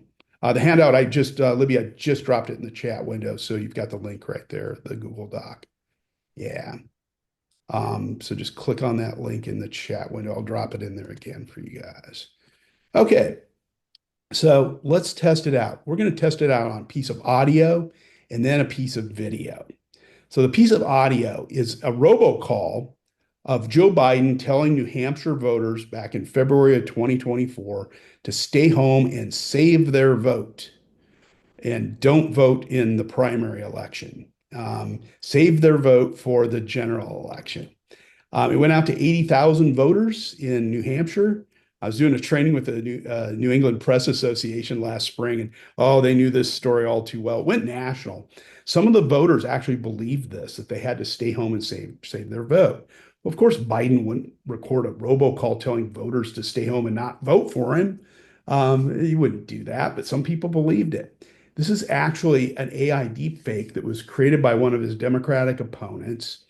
He paid a guy down in New Orleans to use a tool called 11 Labs to imitate his voice. I think the guy spent like $20 to do it and punch in the script that's telling the voters to stay home. So it sounds like Biden, but it's not really him.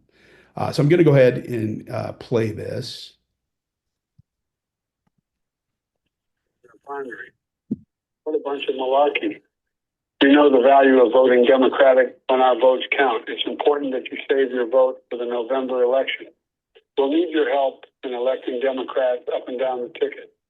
Voting this Tuesday only enables the Republicans in their quest to elect Donald Trump again. Your vote makes a difference in November, not this Tuesday. If you would like to be removed from future calls, please press 2 now. Okay, so easy to check something like this. I can go and drag it in here. I'm actually going to click and import it. And I'm going to import my Biden robocall here off my very busy desktop. And notice the interface changes. It gives me a choice of 6 different tools here. Okay. So Whisper, I can hit that.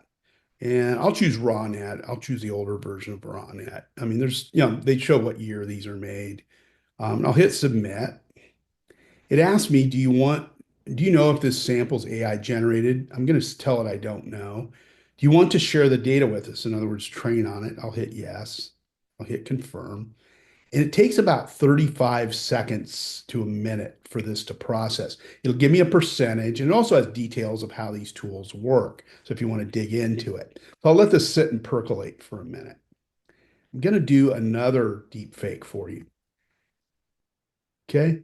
A couple of years ago, Lauren Vickery, an investigative reporter at Channel 2 in Chicago, did an investigative piece on the use of AI in romance scams. People that record these videos and say, "Send me money to help me fly over from Russia or from Poland or whatever country, and so we can date in the U.S. I can marry you, and we can live happily ever after." And so people send them the money.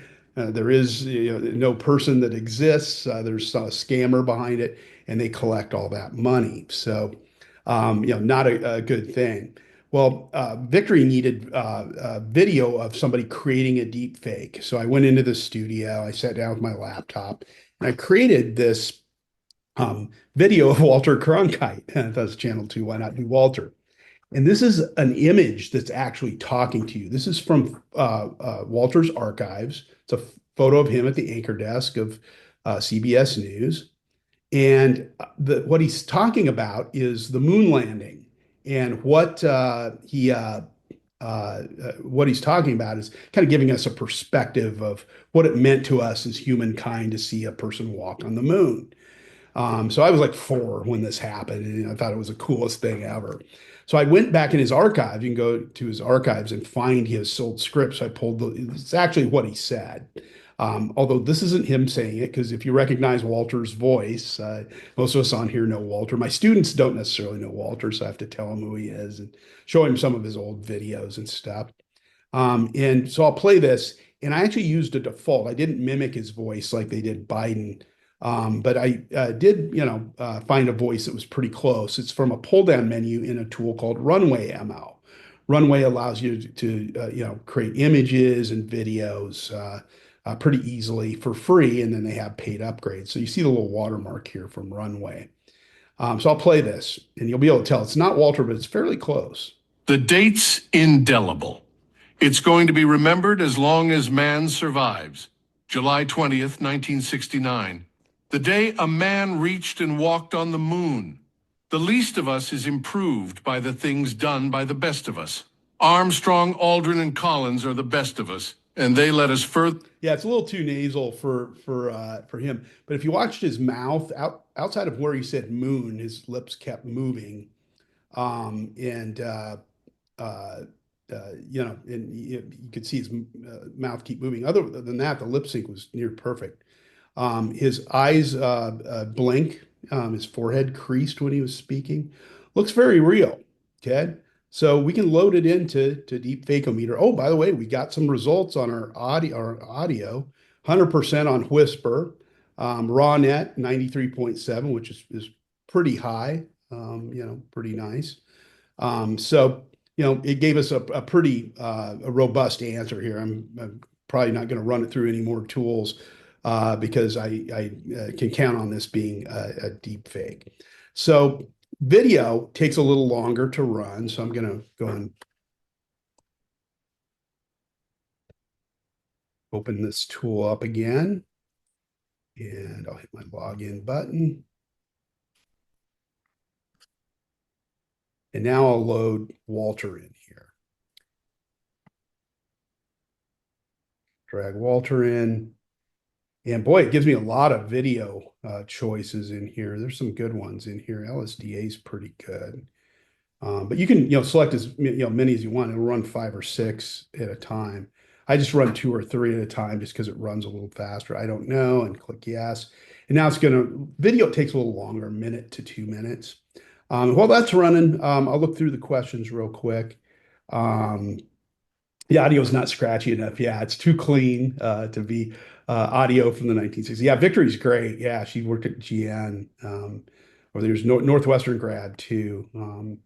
Mike, how many of your students are going to use this info for nefarious purposes? Kidding, not kidding. I teach my students ethics, first of all. And I also keep them in line because I show them in week 1 how I catch them cheating. I basically dare them to try to cheat and use AI to write their stories and things like that because I use software that catches them. I also know what to look for in the stories and catch them pretty easily. And a couple of them each semester always try me, and send me over to I send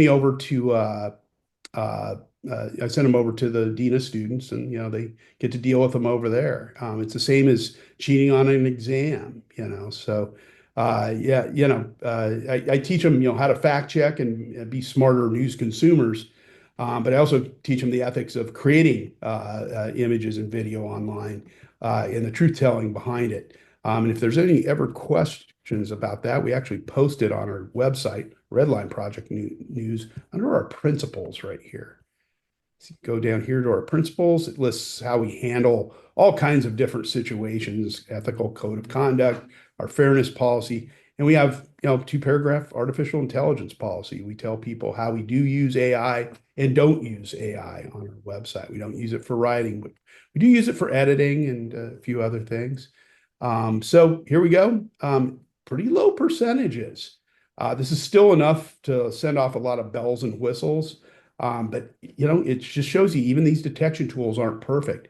It gave me a lower percentage, but even if I see 16 to 18%, I'm probably going to question this video and look into it a little bit more. Yeah, no need to check my passwords. I save them on there, and I don't need to run the check on them. But thanks anyway.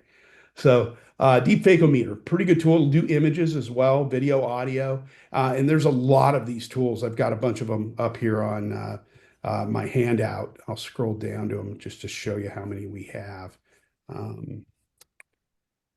Geolocating images is a fun one. Facial recognition, audio AI detection, deep fakeometer, AI voice detector is a free one.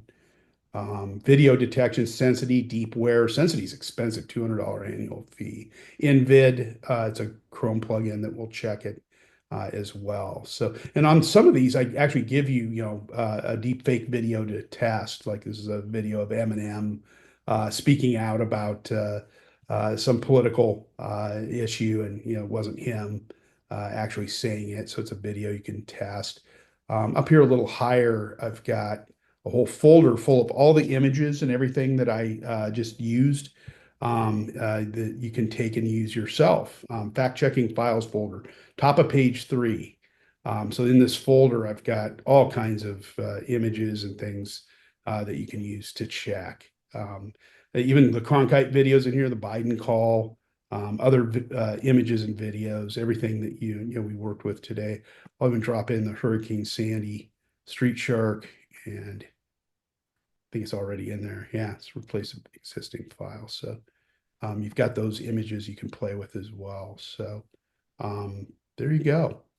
All right. I want to look at a couple other little things that you can use for fact checking and then kind of open it up to questions.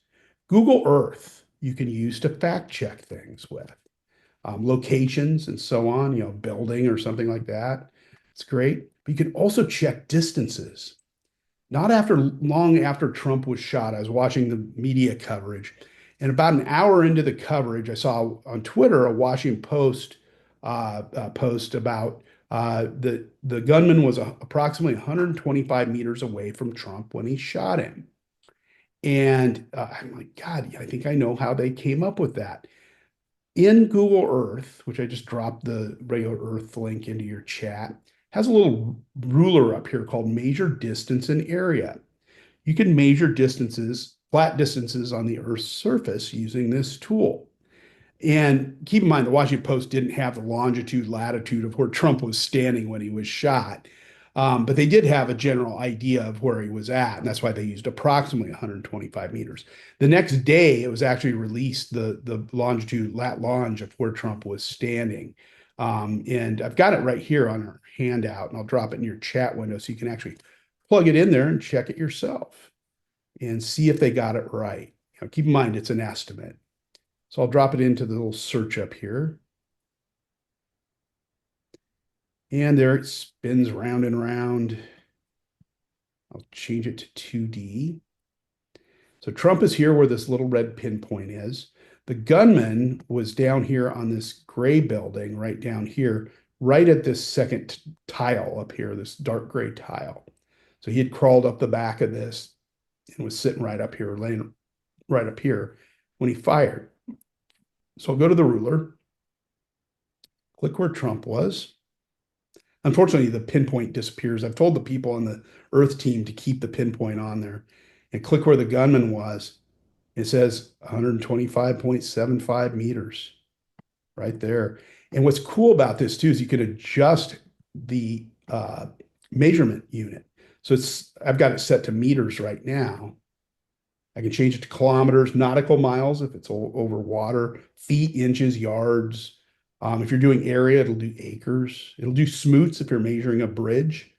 A smoot's 5 feet 7 inches, named after George Smoot. I believe he was an MIT or Harvard, MIT student. They were measuring a bridge. There you go, trivial. You can do another one if I want to measure kind of the area that this whole event was going on, and I want to see how big this area was. I think it was close to a couple of acres, if I remember right. Go down here and click up here. Click up here. And click off for just a second there. I was losing the space. So we can see our whole area here. I'll back out just a tad and measure. Cincinnati Enquirer actually used this to measure areas of buildings downtown to see if they were accurate for property tax purposes. And what they found, and I'd done the training with them, and they sent me the story a few weeks later, that the county assessor was assessing buildings much smaller than they actually were to give certain companies a tax break, like Procter and Gamble, which is in Cincinnati. And what better way to give somebody a tax break than to not change their tax rate, to change the size of their property? 2.45 acres. So this area was approximately that size. And I'd always use approximately or an estimated number here. So, measure distances, bridges, it's helpful for shootings as well. A lot of reporters use it to measure distances during, mass shootings, things like that. Really helpful little tool. One other tool too that can be handy to you is this one called Phone Validator. If you're getting a lot of robocalls, I was getting a lot of robocalls and robo texts too during the election. I still get them wanting to raise money for the next election. You can run the phone number that's coming through here. It'll analyze it through all these databases and tell you if it's a VoIP call, if it's a robocall, or a real number. It's really nice. A little quick tool. You just plug the number in, just type it in real quickly, which is really, really nice. Okay. I've covered a lot today, so your heads are probably spinning right now. What questions do you have for me beyond what we covered?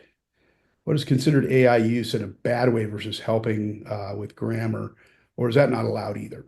No, I do. I do a whole training session on using AI to edit, and it's a really good tool for that. It knows the AP style book. You can tell it to list all the edits at the end, grammar, spelling, and punctuation. I allow that in my classes, but what I don't allow is somebody to do something like this. And this is a big thing for journalists too. Let me find, here's a press release that I wrote using Chat GPT. And I'm going to highlight the text here and just copy it real quickly. And this is how I catch my students with their AI written papers. I want them to write the term paper. I don't want AI to write it for them. So this is a press release called about a product called Bacon Baby, the world's first bacon-infused infant formula. It's got quotes in it. I know. I thought of the most disgusting thing I could think of. Yeah. So I've got this press release that I wrote. This is a couple years old now in Chat GPT. It's got a link to a website, contact information. The only thing on here that was me was I wrote this at the bottom just so I had some human writing on here. And on my website, on Journalist Toolbox, I've got a whole page full of AI detection tools. Two of the best ones are this one called GPT-0. I'll give you this link in just a minute. I love it because it's free. It gives you, I think, up to 5 a day free scans. And the thing I love about it is built by Edward Tien when he was a senior at Princeton University. And you can see it analyze it very quickly. It says, we are highly confident that this is written using AI. The other one I use is a little more involved, but I use Edwards as kind of a first check. And for me, just reading it, the subheads it puts in there's no attribution, no links. There's just reading it. It's very clumsily written. AI still isn't very good at writing clearly and concisely the way a journalist does. You can train it to mimic your writing style, but still it's pretty easy to tell. And this other tool is one called CopyLeaks, and I'll send you CopyLeaks here in just a minute. CopyLeaks also is free. I actually use a paid upgrade to it because I also use it to detect any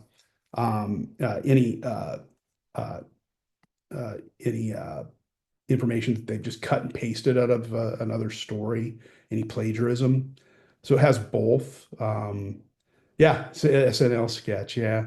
It's actually an old prank Bacon Baby was years ago. It was a April Fool's prank that fooled a lot of TV stations because they just took the press release and moved it up to their websites. It was great. So, CopyLeaks takes a little while to run the scan, and it'll link off to any areas where the student may have cut and pasted. There's other tools, turnitin.com and others. These tools have become very good at detecting AI. Early on, it was messing up. It struggles sometimes. Like I have some international students that'll use AI. They'll write in their native language and use AI to translate it into English and clean it up. So I always know, who those students are that they're using it to translate, or they'll send a little note with me saying, "Hey, I translated this." That might set off the detectors. So I cut them a little bit of slack there. But most of them wind up writing in English, but some of them still use the translation tools, which do a pretty good job for them, and they can kind of clean up beyond that. So I'll just sit and let this run. Otter.ai. One little word of warning, if you ever use a transcription tool, Otter is a really good one, gives you up to 600 free minutes a month, which is fantastic. But the free version of Otter, and I've got stories about this up on my website, can sell off your information, including all of your transcripts. So some of these are various lectures and stuff. My students often use it to record my lectures because it gives them a transcript of it, but also gives them a nice summary of it as well. It'll generate a summary. Works really well. You can just do a new recording, and it'll kick in the microphone. It'll start picking it up and transcribing as we go. So it's a good little tool for that. Google Voice Type will do it in Google Docs. There's many of these tools on the market, but really Otter's kind of the Ferrari of all of these, and it does a pretty good job of doing a clean, clear, and concise summary, but also a clean transcription as well. It'll pick up on things like ums and ahs and things like that as well. So you do have to go through and clean it up a little bit, things like that. So yeah, Otter was the one intended for people with hearing issues. Yeah, I have some students that do have some hearing issues. We have a lot of students with special needs at UIC, learning disabilities, things like that. And Otter's one that they've used for a long, long time. It's also a phone app, which is really nice for reporters because it transcribes it, right on deadline. I wish it would have been around when I was a young reporter. It would have been very helpful. So it's a great tool, but keep in mind that the information that it is recording and transcribing can be sold off. Now, if you have a paid version of Otter, then you have the privacy protections. But the free version of Otter, boy, be very, very, very careful with that. Because sometimes my students use it to report, a very sensitive story, and the information source could be outed or something like that, and that's not a good thing for journalists. But also too, if you're using it, at work, and it's proprietary information you're recording the person talking about from a meeting, you don't want that potentially getting leaked out through Otter selling that information off. It could be really bad. So. I thought this article about ChatGPT being harmful to mental health was interesting. Not fact checking, but more ramifications to watch out for. Yeah, I mean, you build the ship, you create the shipwreck, that type of thing. Almost any of these things, it's harmful to the environment. There's many, many other issues with AI. We need to find a sustainable way to cool these data centers for AI, or we're going to run all of Oregon's lakes and rivers dry. There's some real drawbacks to these tools that harmful to the environment. And also, a lot of people, and I've noticed this in some recent studies, Angela, that the differences in how people use AI from like 2023 to 24 to 2025, they're looking to AI more for companionship in day-to-day life type things, rather than editing or work skills, things like that. It's embedded more into their day-to-day life, which can be a cool thing, but also can be a bad thing if you're relying too much on it. I mean, there are people that drop their medical information in here and ask it to analyze it and act on what AI is telling it to do. I think to me that's a very scary thing. I go to my doctor who has a degree from Northwestern and a degree from Harvard on his wall, and I take his advice. I'm not going to go to ChatGPT on what to do. There. That's something I've talked about. I was doing some training a couple summers ago with WebMD reporters, and they were talking about all the mistakes and things that you can find in AI writing when it's just going out and pulling in information from all over the web, including Wikipedia and Reddit and places like that. And a lot of the problems too with AI, just using it as a research only tool, is a lot of times we write prompts asking it to do things it can't do, or we're asking it to do too much. So actually, a lot of the errors, or some people like to call them hallucinations, are actually human generated because we haven't asked it in the right way to do what it's capable of doing, or we've asked it to do too much and then it hallucinates. It's sometimes I'll have students, say, can it write a better story about the election coverage than you did? And we have a good laugh because of all the errors that shows up in the story that AI writes as opposed to the human written stories. And Charlie and I were talking about this just before our session today, about how there's more AI stories, written stories on the web now than human generated stories, because it can just churn it out nonstop, 24/7, 365. And I'll share that article with you. I thought it was really interesting. And it's somewhere on my website. I have to think about exactly where it was. Maybe it's on my What's New page. Yeah, I'll go there. Okay, research shows the impact of AI in newsrooms. I just read this story the other day. It's from Graphite. Yeah. There are more articles created by AI than humans. It comes from Graphite. So I'll drop this link in here for you. It's an interesting little read, even if you don't get past the bullet points at the top that summarize it, which the key takeaways were written using AI. They actually take the story, drop it in there in the study, and have it create the little bullet points off of the information that it was fed, which is the story. But here it shows, human generated stories are going down. AI generated stories are going up. That scares me a little right here. This is 1/1/2025 was when the sea change hit.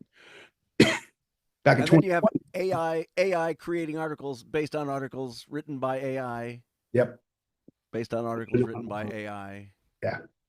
It'll just keep feeding itself. And that's where we have to have, the human element step in.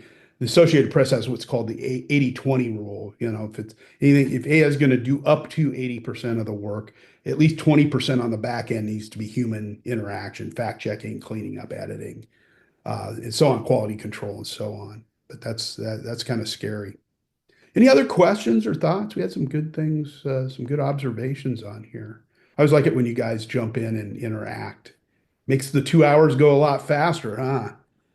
Mike, Fast. my vocal cords hurt just having listened to you talk for 2 hours straight. Yeah, imagine if it's not for this water, I would be dying right now.